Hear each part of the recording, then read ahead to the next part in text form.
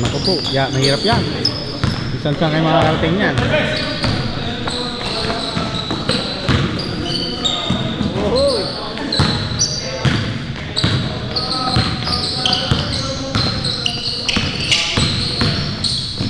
Mahirap pala mag-video, bigla na lang lumalagpas sa camera ang mga tao.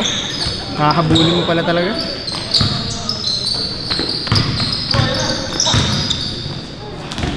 Malis ka parang dyan, nakakukuha ng buhok mo. Ganun ba yun? Oo.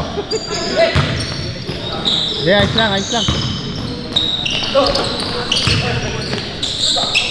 Saan ka sa atin, Brad?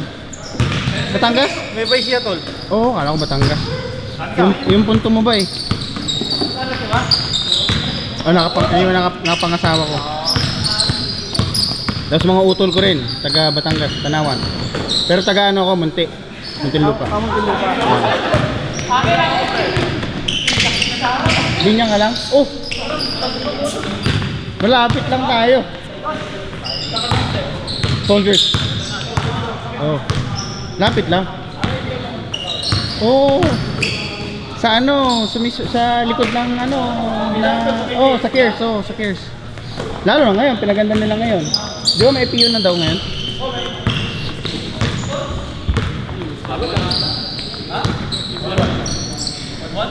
Saan sa Binyan, tol?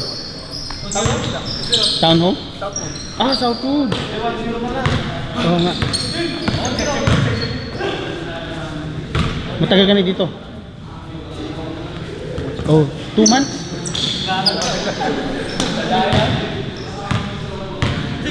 Dami daw nagbago sa atin eh. Malaki na. Doon na kagad.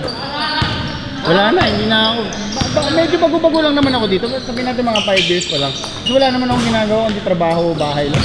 Hindi naman ako lumalabas na ano talaga. Kasi ako kumuha sa mag-ina ko, kaya puspusan yung ano ko trabaho. May iba yung daratingan na lang dito na okay na lahat. Sila talagang porsigido ko eh. Nakinuha ko talaga sila. Nandito na, kaka 3 years na.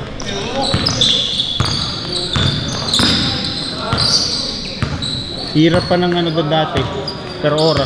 Napakababa. 14 lang. Tapos ang mahal-mahal ng renta. Malaki nga ngayon. Malaki naman ang gastos.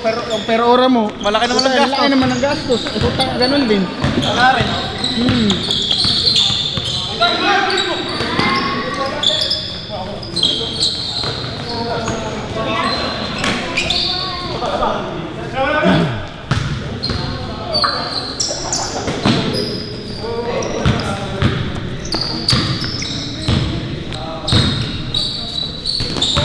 Buti ano tol, na ano mo itong basketball na to? Kay Alejandro? Basketball mo nga. Oh yeah? Ang layo, taga Binyan ka tapos taga... Oh. Binyan. Pag gano'n. Malalaki ang lupa sa Binyan. Lalo na Santa Rosa, lalaki yung mga lupa. Ang ganda ng Santa Rosa. Ganda nga daw. Lalo yung Southwood sa inyo, maganda, pinaganda na lalo. Ang gaganda, doon pa yung magagandang school. Magagandang school. Oh, ang gaganda pa ng school, yung Malayan College. Malayan, saka yung ICL. Oh. Yung Malayan yan, international school yan. Saka ano, malami ng village din doon, no?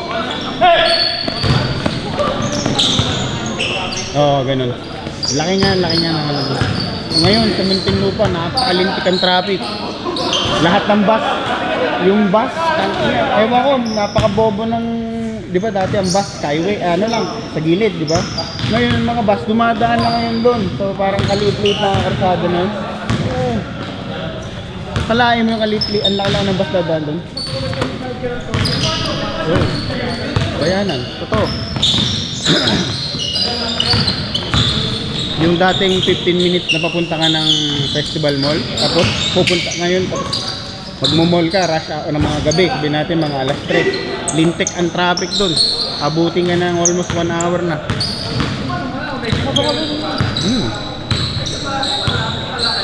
Sa Kears na kami dumadaan. Pero sa Kears, hindi ka rin makadaan kung wala kang ticket. Ha? Nagpit na. Lalo na yung nauso yung ano, pinapatay na Bucor.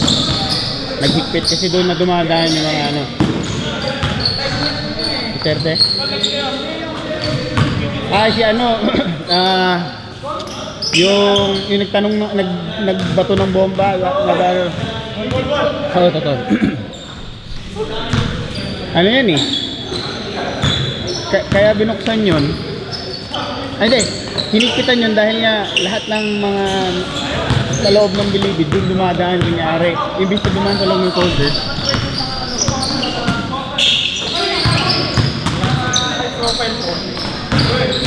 Yung dinadaan.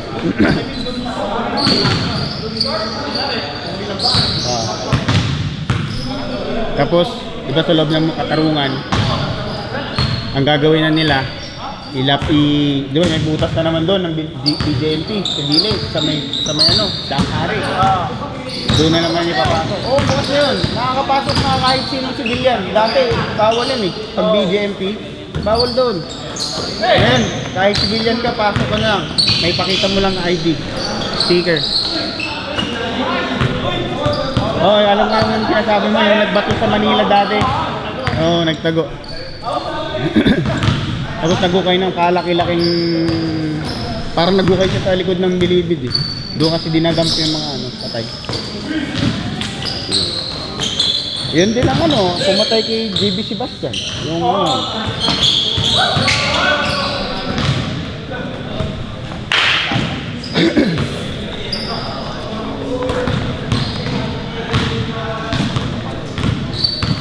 Kaya ang pamilya ng asawa ko, mga tiyuhin niya at saka mga lolo, naglaylo. Yung mga Bureau of Correction, Bureau. Usong-uso. Talagang pinaka sa soldiers, talagang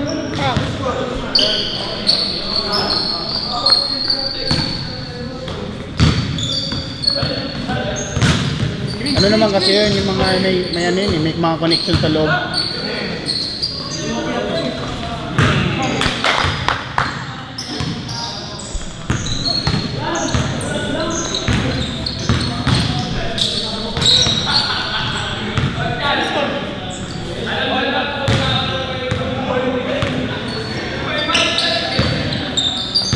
Oo nga pala, ang daldal ko pa.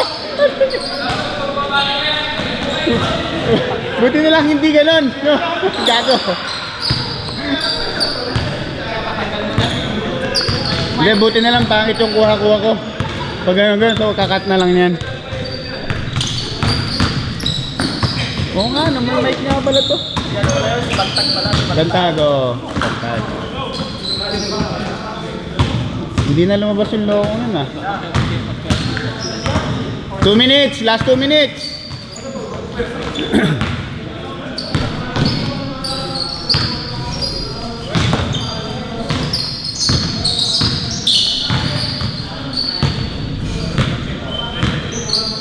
Tama, tibay din yun. Kalahin mo magbato ng bomba ng granada sa loob ng kulungan. Kaya isang katatago doon. Kalahin mo. Oo, no? Hindi ka na siguro kayo masabi, hindi siguro masabihan na.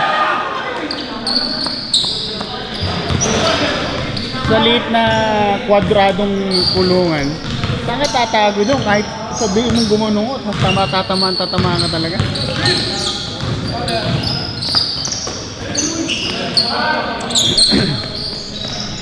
Pero ang galing na hindi siya pinabayaan ni Duterte. Kahit si Duterte nakakulong ha, partida.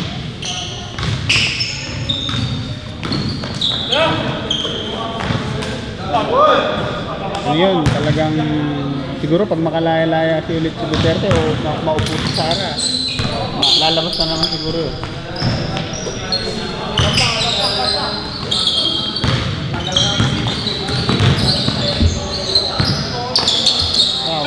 Puro talaga ang buong Pilipinas.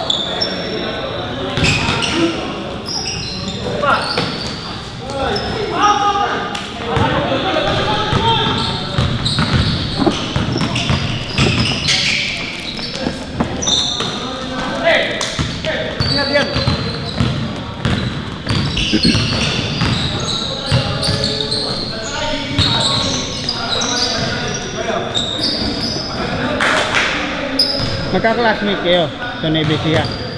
Ayos dito na kayo nagkita-kita Kala ko nga taga Batangas, may punto, yung punto niya kasi pang Batangas.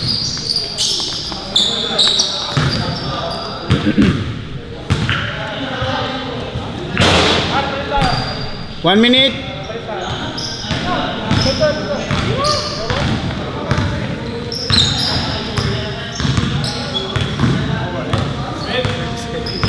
Ha? 20 seconds.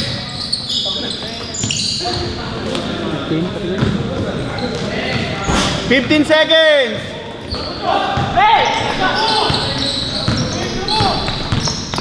Hindi mo katawan itong batang to.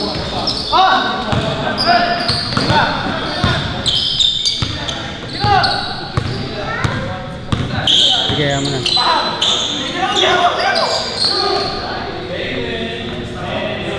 Time!